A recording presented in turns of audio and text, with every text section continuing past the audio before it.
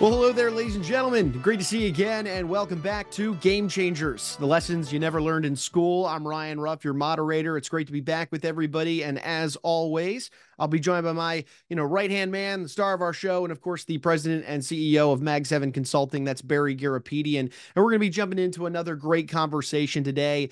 For those of you that did join us on our inaugural episode for the show, you know that we talked a lot about this idea of astonishment and developing a really serious connection with those around you by leveraging this art of astonishment. So, what we're going to do today is we're going to kind of pivot a little bit and we're going to be looking inward towards a self-development skill, something that is just so important, especially in today's day and age. But before we get, into the weeds of the conversation, let's go ahead and say hi to Barry. Barry, good to see you this morning. How you doing? Ryan, I am so happy to be here. Looking Yeah, forward to a great day. yeah, absolutely. Likewise, we got a really interesting topic to dive into today, Barry. Ahead of sitting down to record today's discussion, you and I were talking about this and just how pertinent it really is in today's day and age. Why don't you set the scene for us? What is today's topic? Today's topic is getting outside your comfort zone. And it's really probably the most important thing is really having focus on being bold and having courage to do things. Oftentimes we get stuck in not getting out. We want to get out and we want to have that mindset that nothing is going to happen unless we do that. I love it. That courage, that confidence. It's just so important in your eyes, Barry. We could go on and on about it, but from a high level perspective, why would you say it's just so important to be leveraging confidence in a day and age like we're in now? For first of all, nothing happens until after you commit. So once you commit to anything, good things are going to happen. It's hard to do things that you're not naturally comfortable doing. So in my mindset, is I'm forcing myself to do things to get outside of my comfort zone, whether it's exercise, whether it's public speaking, whether it's even having my blood drawn from a nurse. That's uncomfortable for me. So the more we do this, the more confident we get, and life becomes easier. I'll say it again, it becomes easier. So that's what we want to practice. Sure. And Barry, just the other day, we were kind of boiling down this idea of life being a confidence game. And it really comes down to three big factors. If you had to chunk out this game of establishing confidence in your life, why don't you set the scene for us? What are these three big factors, that you want to get into today?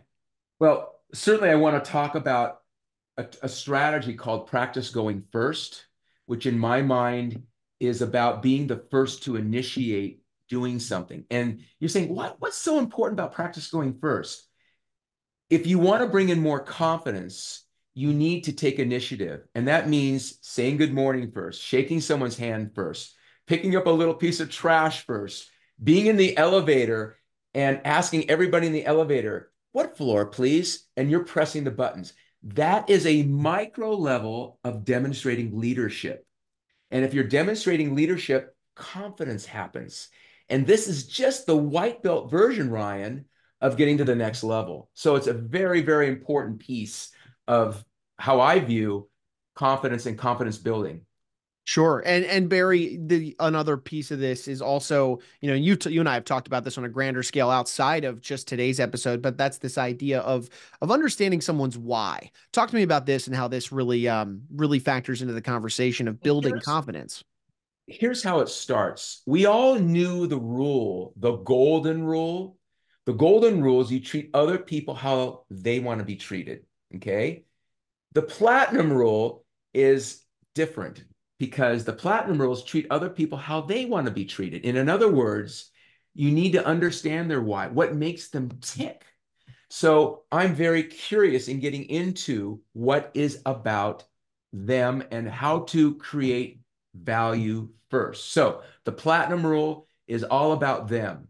And that is how I'm thinking about any relationship about creating value first. And if you're creating value first, then Barry, what ultimately do you see? If you're sitting there across the table from somebody, maybe sharing a meal with them, you're creating value and connecting with them, abiding by that platinum rule you just shared with us. What do you see happen in that relationship, and then also what do you see happen internally for you when you abide by that platinum rule? First of all, it makes me feel really good to help someone. There Mhm. is not reciprocity involved here. I'm not looking to get something back from them. I'm truly looking to see, is there a book I can suggest to you? Is there something that someone I can introduce you to? Is there something from a standpoint of fitness? I am absolutely thinking, what can I do to add value? And are they suffering? Is there a pain point that I'm trying to get involved in helping them with? So my mindset is, where can I create value? And I'm just wired that way for decades. Very, very, very important piece of connecting with people. Yeah, and I mean, you watch the relationships in your life when you're able to provide value to the person across the table from you. Watch how more fulfilled you make them, happier you make them, and then in turn, it can obviously come back to you, as you just mentioned, Barry. The third big thing I know we wanted to jump into today is so there's that platinum rule where it's understanding their why, being able to put yourself in their shoes and help them.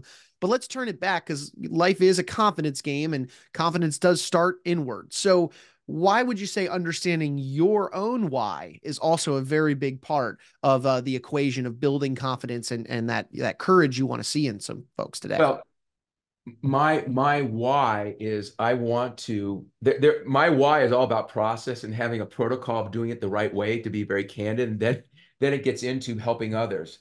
I know enough about me, what makes me happy. I want flow. I want harmony in my day. I want to feel good. This is what does it multiple times during the day.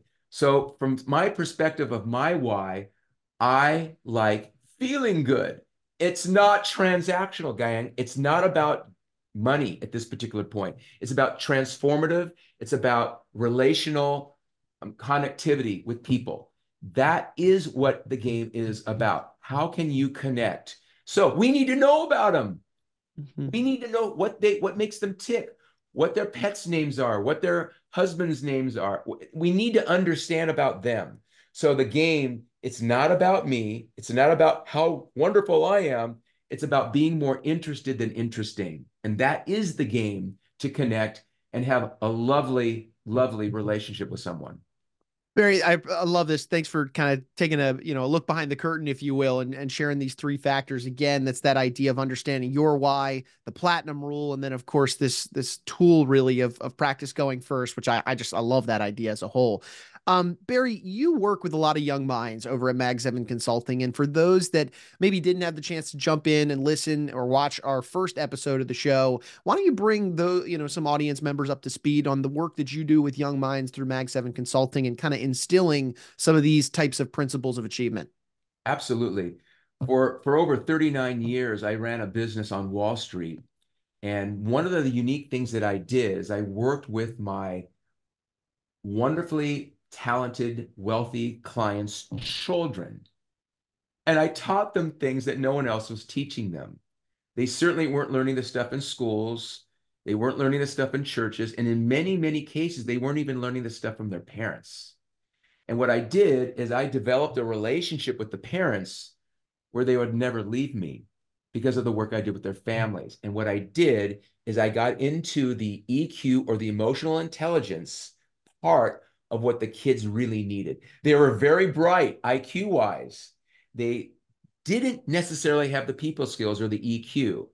And now, today, what it's really about is adaptability, meaning I believe that's the new superpower, is unlearning a lot of the stuff 20, 30 years ago might have worked, doesn't work now because of AI. So I am that catalyst to get them to be more adaptable and to get them to a place quicker and faster. Basically, Ryan, giving them the keys to the fast button. That's what I'm providing right now with 20 different deliverables of what we're going to focus on pretty much every week. Yeah, it's fascinating. And you're typically working with high school up to college age, young adults and young minds. And a lot of these lessons that we're going to be diving into, like today's, of course, life being a confidence game, will obviously folks be unpacking and exploring a lot of those lessons that Barry works with his young minds on right here on this show. But Barry, I want to get back to the topic of the day here for a moment, and this idea of life being a confidence game. The other day, you shared a really interesting story with me that I want you to retell for our audience today, where you were you were challenged by a consultant to do something relatively out of your comfort zone and kind of extraordinary. Talk to me a little bit about that, how it made you feel, and then of course going through that process and then ultimately instilling that confidence in yourself.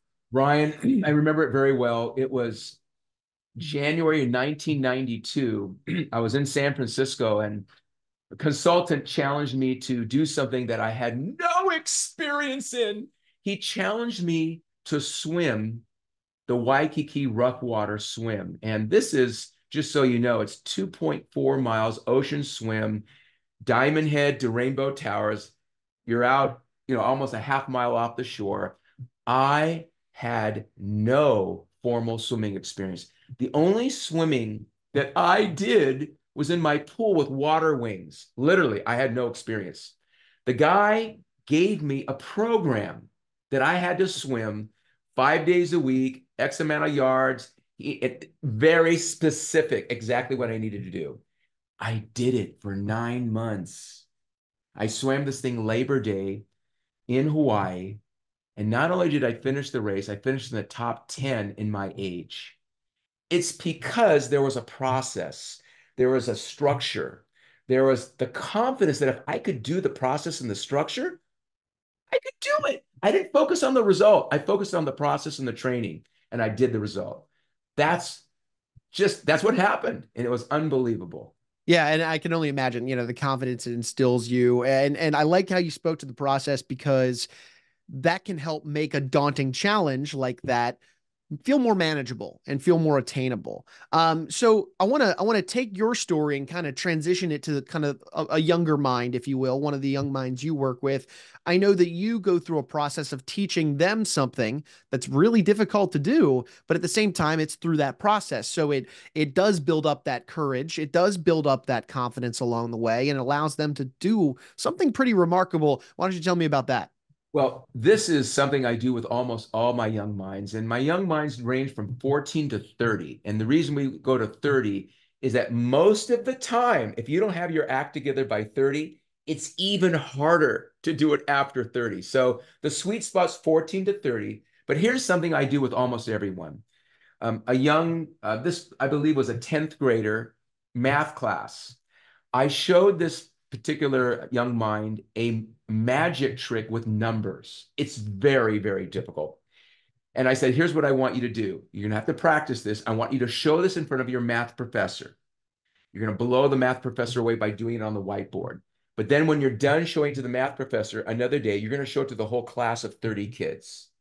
And when you do this, I want you to call me and let me know how you felt. So they do it. And it's hard. It's ridiculous. It's something 10 times harder than the Rubik's Cube. It's ridiculous, less than 30 seconds. I've had many, many of these young minds do this, and my God, I can't believe, how'd that make you feel? That's what I'm talking about, having an afterglow of confidence, of doing something really hard and how you feel. But I showed you and I taught you how to do it. And it took practice, didn't it? They had to practice many, many, many, many times. They did it.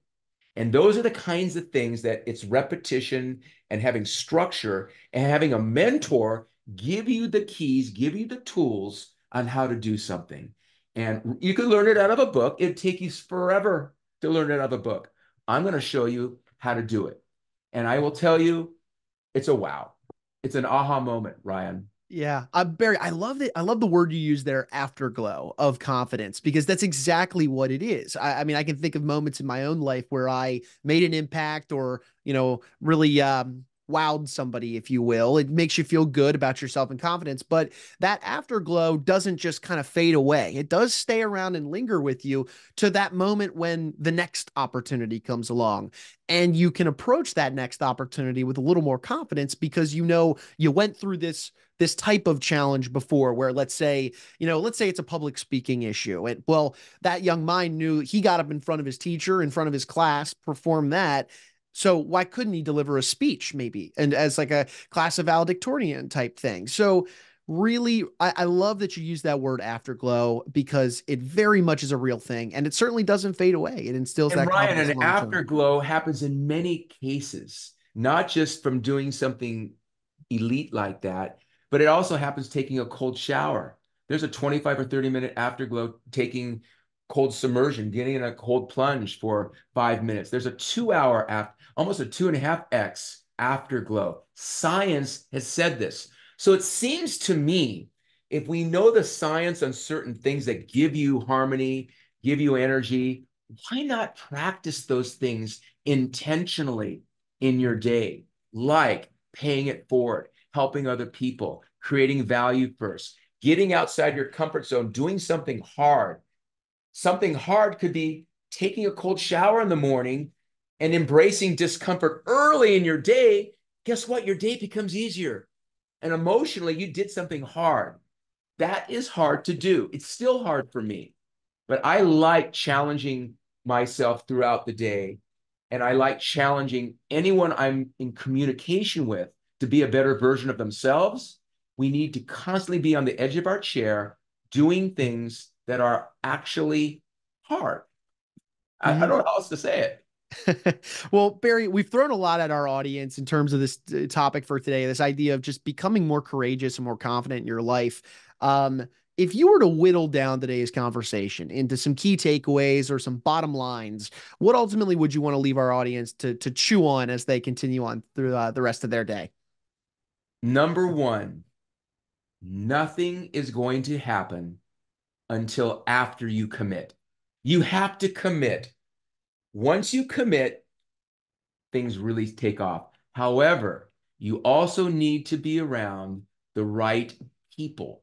You are the aggregate of the 5 people you most associate with. If I'm hanging with more elite financial advisors, more elite tennis players, golfers, surfers, swimmers, yoga masters, guess what? I'm going to ascend. So my thinking right now is be on the edge of your seat, have the mindset that you're not going to grow unless, first of all, you decide to grow and you're in the right crew. And you've got to commit. Once you commit, it goes to another level quicker than you ever thought. I love it. Barry, look, you do a lot of this type of work with, your young minds at Mag 7 Consulting. For anybody out there in our audience that would be interested in opening up a dialogue with you and your team to talk about how your principles and these keys to achievement that we talk about on the show would be applicable in their own lives or the lives of their children, what would be the best way somebody could reach out and just start that conversation with you? My email is Barry at the number 7consultants.com. And you have my phone number, which is 818-427-6109. I'd love to talk with you and see how we can help you. But more importantly, nothing's going to happen unless you commit. So I think that's really the narrative of today, getting outside your comfort zone. And we certainly can do it. It's much more fun doing it with somebody else. Agreed there, Barry. Well, look, I appreciate you carving some time out of your busy schedule. I know you got clients to serve, so we'll let you get back to doing that. But looking forward to being back on the next one with you, Barry. Ryan, thanks again, all. Much appreciated. Of course, of course. And folks, we're going to take a final second here and thank you guys for stopping by and spending some time with us on the show today. If you enjoyed today's discussion surrounding this idea of just becoming more courageous and more confident in your life, if you learned a thing or two, make sure you hit that subscribe button then on whichever platform you check this out on today so that you don't miss out on any great information or conversations just like today's. Barry and I have a slew of great content coming your way here in episodes to come where we're going to dive into these principles of achievement, these practices, and these strategies that he leverages with his young minds on a regular basis. And by subscribing to the show, you won't miss out on some of those great, great tools for you in your personal and, of course, professional life. Before Barry, I'm Ryan. We're going to go ahead and say so long today, but we appreciate you stopping by and being with us on Game Changers.